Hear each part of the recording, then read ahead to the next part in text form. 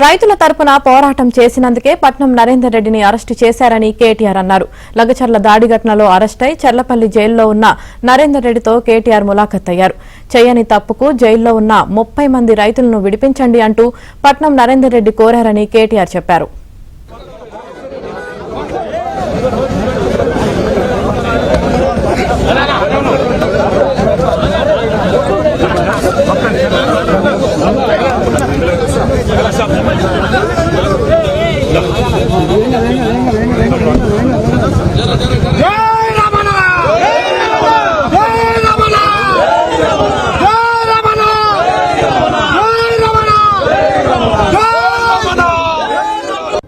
నేను పట్నం నరేందర్ రెడ్డి గారికి మనస్ఫూర్తిగా అభినందనలు తెలియజేస్తా ఉన్నాను.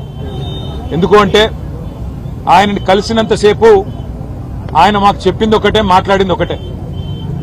అన్న, నా గురించి వదిలేయండి, నేను బాగానే ఉన్నాను, నేను బాగానే ఉంటాను.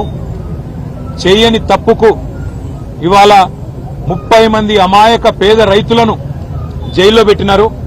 వాళ్లను విడిపించండి, వాళ్ల కోసం పోరాటం చేయండి. మా కొడంగల్ రైతుల పక్షాన నిలబడండి, మా కొడంగల్ గిరిజనుల కోసం కొట్లాడండి. మా కొడంగల్లోని దళిత బలహీన వర్గాల రైతుల భూములు గుంజుకుంటున్నారు, అక్కరలేని ఫార్మా విలేజ్ ను రుద్దుతున్నారు అని చెప్పి ఆయన బాధపడతా ఉన్నాడు. వాస్తవం ఏంటి అంటే ఈరోజు సంగారెడ్డి జైలు నుంచి మొదలు పెడితే చెర్లపల్లి జైలు దాకా అమాయకులేమో జైల్లో ఉన్నారు. కానీ కొడంగల్ నుంచి కొండారెడ్డిపల్లె దాకా అరాచకాలు చేస్తున్న దుర్మార్గులేమో ఇవాళ గద్దెనెక్కి కూర్చున్నారు. మీరు చూస్తా ఉన్నారు.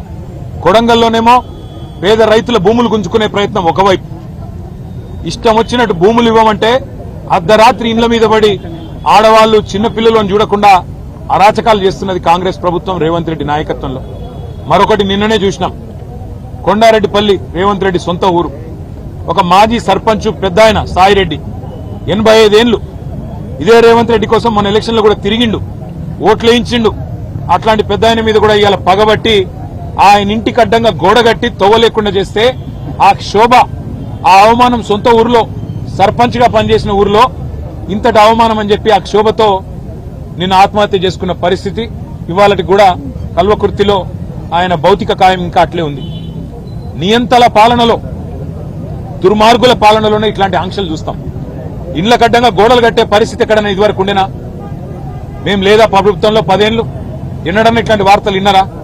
సొంత ఊరైతే, సొంత కాన్స్టిట్యున్సీ అయితే నీ సామ్రాజ్యమా? నువ్వేమైనా రారాజువా? నువ్వేమైనా చక్రవర్తివా?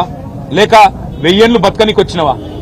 సొంత ఊరైతే, సొంత నియోజకవర్గం అయితే నేను ఆడింది ఆట, పాడింది పాట అంటే నువ్వు నియంత కాదు, నువ్వు చక్రవర్తివి కాదు రేవంత్ రెడ్డి. నీలాంటి వాళ్ళు చాలా మంది కొట్టుకపోయినారు, నువ్వు కూడా కొట్టుకపోతావు.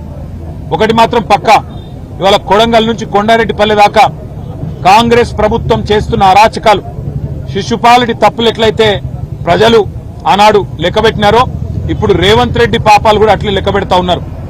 భూ కుంభకోణాలు, ఫార్మా విలేజ్ల పేరిట చేస్తున్న దౌర్జన్యాలు, పేద గిరిజన రైతుల మీద, వారి కుటుంబాల మీద అర్ధరాత్రి బందిపోట్లను పట్టుకునేటప్పుడు పోయినట్టు 100 మంది పోలీసులు పోయి దాడి చేయడం, విచ్చలవిడిగా అధికారం ఉంది కదా అని చెప్పి ఇవాళ సాయిరెడ్డి గారు గాని, అనుముల గురవారెడ్డి గాని ఆత్మహత్యలు చేసుకునే విధంగా వారి మీదకి ఒత్తిడి తెచ్చి సొంత గ్రామంలో చేస్తున్న అరాచకం, ఇవన్నీ కూడా పాపం పండే రోజు దగ్గరలోనే ఉన్నది.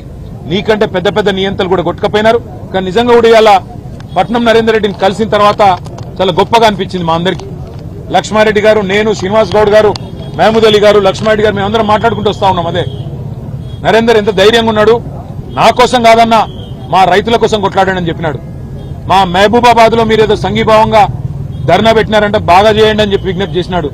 రాష్ట్రంలోని గిరిజనులందరికీ తెలిసేటట్టు మా గిరిజనుల పంచాయతీ, మా పేదవాళ్ల పంచాయతీ, రాష్ట్రంలో ఏ ఒక్కరికి అన్యాయం జరగకుండా చూడండి అని చెప్పి మాకు ధైర్యాన్ని ఇచ్చి, మాకు ఉత్సాహాన్ని ఇచ్చి, నాకేం కాదు మీరు ధైర్యంగా ఉండండి అని చెప్పి మాకు కొత్త ధైర్యం చెప్పినాడు.